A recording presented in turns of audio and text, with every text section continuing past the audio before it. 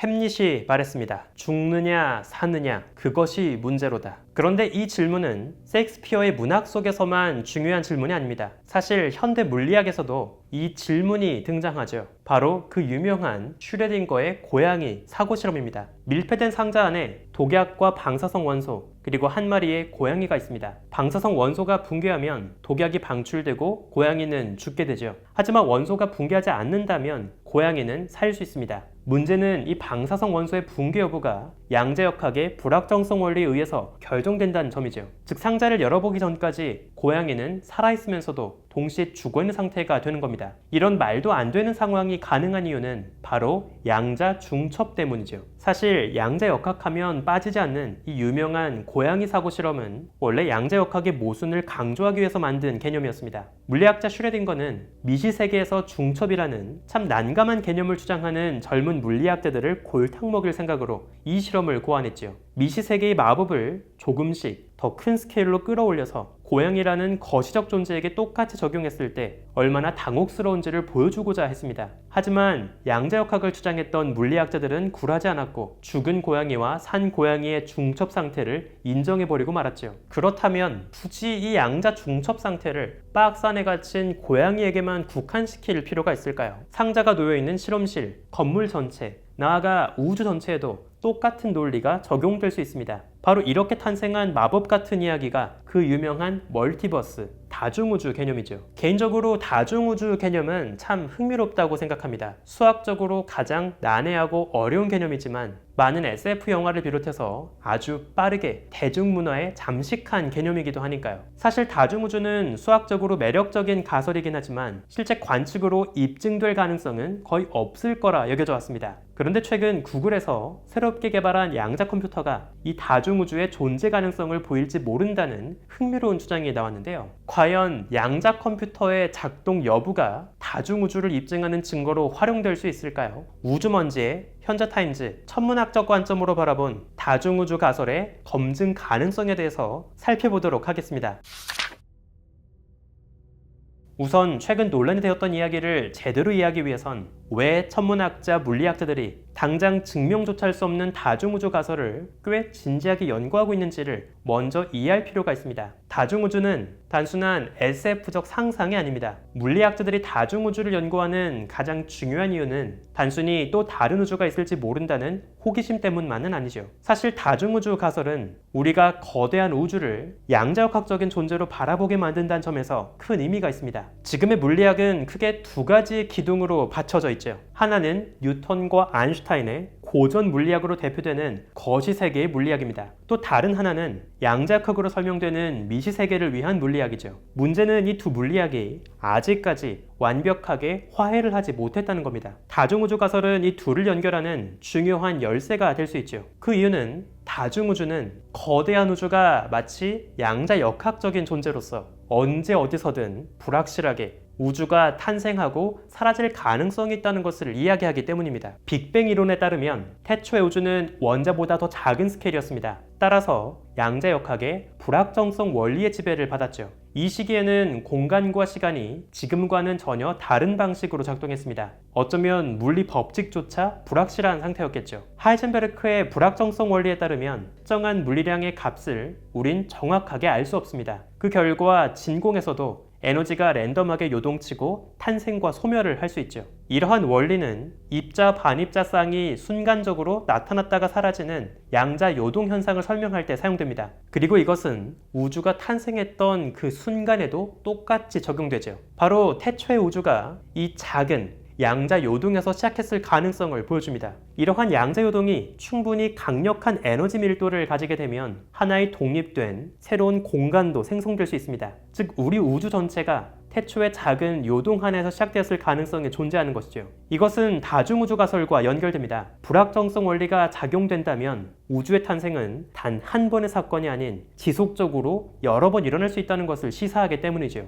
이것은 우리가 사는 우주 외에도 무수하게 많은 우주가 서로 다른 시점에 생성될 수 있다는 것을 의미하고 다중우주 가설을 뒷받침하는 아주 중요한 개념이 될 수 있습니다. 1950년대 물리학자 휴 에버렛은 슈레딩거 고양이 사고 실험을 더 고차원으로 끌어올린 새로운 해석, 일명 다세계 해석을 제안했습니다. 사실 고전적인 양자역학적 해석에 따르면 상자 속의 고양이는 죽은 확률과 살아있는 확률 두 가지의 파동 함수가 공존합니다. 즉 중첩된 상태로 존재하죠. 그러다가 박스를 여는 순간 한쪽으로 모든 확률이 붕괴되고 고양이의 운명도 한쪽으로 확인된다고 설명합니다. 하지만 에버렛은 이러한 설명이 어색하다고 생각했습니다. 뻔히 잘 존재하고 있던 두 가지의 확률이 굳이 한쪽으로 모두 쏠려서 하나로 붕괴할 필요가 없다고 생각했죠. 대신 그는 관측하는 순간마다 고양이가 살아있는 우주와 죽어있는 우주가 계속 갈라지게만 만든다면 굳이 실제 우주에서 중첩되어 있던 두 가지 확률을 하나로 붕괴시킬 필요가 없다는 것을 발견했습니다. 단지 우리는 다양한 선택지들 중에서 하나의 결과를 보여주는 우주에서만 이 현상을 목격하고 있을 뿐인 거죠. 즉 관측을 할 때마다 우주의 운명이 여러 갈래로 갈라지는 다세계 해석이 가능합니다. 다세계 해석은 이처럼 우주가 어떻게 셀 수 없이 많은 다중우주로 뻗어나갈 수 있는지에 대한 놀라운 수학적인 해답을 제시하죠. 우주가 하나가 아닌 셀 수 없이 많을 거라 가정하게 되면 우린 아직까지 깔끔하게 설명할 수 없는 우주의 미세 조정 문제 역시 좀 더 게으르게 해결할 수 있습니다. 물리학에선 왜 우리 우주의 물리 상수가 이처럼 절묘하게 생명체가 존재할 수 있도록 조율되어 있는지에 대한 의문을 제기합니다. 이에 대한 하나의 해석은 우리가 사는 이 우주가 무수하게 많은 우주 중 하나일 뿐이라고 이야기하죠. 다른 우주도 존재하지만 물리 상수가 우리와는 다르게 설정되어 있다 보니 생명체가 탄생할 수 없다는 겁니다. 결국 우리는 애초에 관측이 가능한 우주 속에 존재할 수밖에 없다는 것이죠. 그래서 다중우주 가설을 이야기할 때 또 빠지지 않고 등장하는 개념 중 하나가 바로 인류 원리입니다. 인류 원리는 기본적으로 우리가 지금과 같은 우주를 이렇게 관측하게 되는 이유가 애초부터 우리와 같은 관측자가 존재할 수 있도록 우주가 세팅되어 있기 때문이라는 논리를 담고 있습니다. 따라서 우주의 물리적 상수가 생명체가 탄생하고 존재할 수 있는 형태로 조정이 된 이유는 단순한 우연이 아니라 다중우주 가설과 깊은 연관이 있다고 볼 수 있죠. 만약 다중우주 가설을 받아들인다면 왜 우리 우주가 이토록 특별한 값으로 세팅되어 있는지에 대해서 어떤 부자연스러운 가정 없이 그냥 우연하게 벌어진 결과다라고 설명할 수 있게 됩니다. 참 편안한 설명이죠. 최근 구글은 윌로우라고 불리는 양자 컴퓨터의 개발 소식을 전하면서 우주의 나이보다 더 긴 시간이 걸려야 해결할 수 있는 계산을 아주 빠르게 해결할 수 있는 놀라운 능력을 갖추게 되었다고 홍보했습니다. 그러면서 자신들의 양자 컴퓨터가 어쩌면 다중우주의 존재 가능성까지 보여주고 있다는 언급을 했고 그러면서 큰 화제를 일으켰죠. 양자 컴퓨터는 고전적인 1과 0으로만 계산하던 방식을 뛰어넘어서 두 가지 상태가 공존할 수 있는 양자 중첩으로 계산하는 아주 새로운 개념입니다. 물리학자 리처드 파인만이 처음 고안했고 이후 영국의 물리학자 데이비드 도이치가 현대적인 양자 컴퓨터의 문법을 닦았죠. 많은 물리학자들은 향후 몇 년 안에 양자 컴퓨터가 정말 유의미한 레벨에서 상용화되는 날이 온다면 도이치가 높은 확률로 노벨 물리학상의 주인공이 될 거라 전망합니다. 그는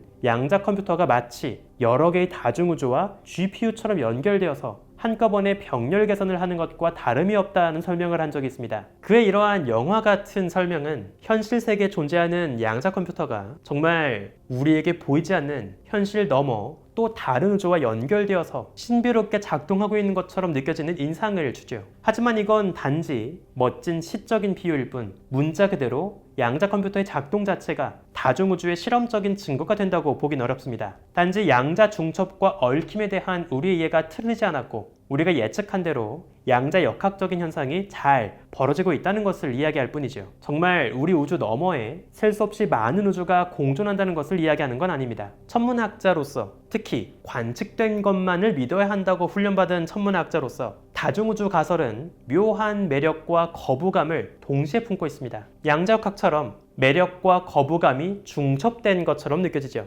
천문학의 역사를 보면 인류는 항상 유일할 거라 생각했던 것이 유일하지 않았다는 현실을 보여주는 방식으로 흘러왔습니다. 특별할 거라 생각했던 지구도 태양도 우리 은하도 그저 셀 수 없이 많은 별과 행성, 은하들 중 하나에 불과했죠. 자연스럽게 그러한 우려는 이제 우리 우주 전체를 향합니다. 유일할 거라 생각한 우리 우주도 어쩌면 수많은 우주들 중 하나이지 않을까요? 그동안 천문학의 역사가 걸어온 길을 보면 아주 불가능하진 않은 것처럼 보이죠. 하지만 동시에 관측 가능한 우주 너머의 우주를 이야기한다는 측면에서 애초에 증명이 불가능한 허무맹랑한 이야기처럼 느껴집니다. 결국 천문학적 진실로 받아들여지기 위해선 실제 관측을 통해 확인되어야 하겠죠. 그리고 오히려 다중우주는 다른 의미에서 매력적입니다. 우리 우주는 태초에 원자보다 더 작은 세계였죠. 그래서 우주의 시작을 이야기하려면 거시 세계를 노래하는 뉴턴과 아인슈타인의 물리학이 아닌 양자역학이 필요합니다. 그 사이 크게 부풀어버린 우주는 자신이 마치 원래부터 큼직하고 거대한 세계였던 척하고 있지만 사실 그 시작은 미미한 존재였죠. 우주는 거시적인 척하는 미시적 존재입니다.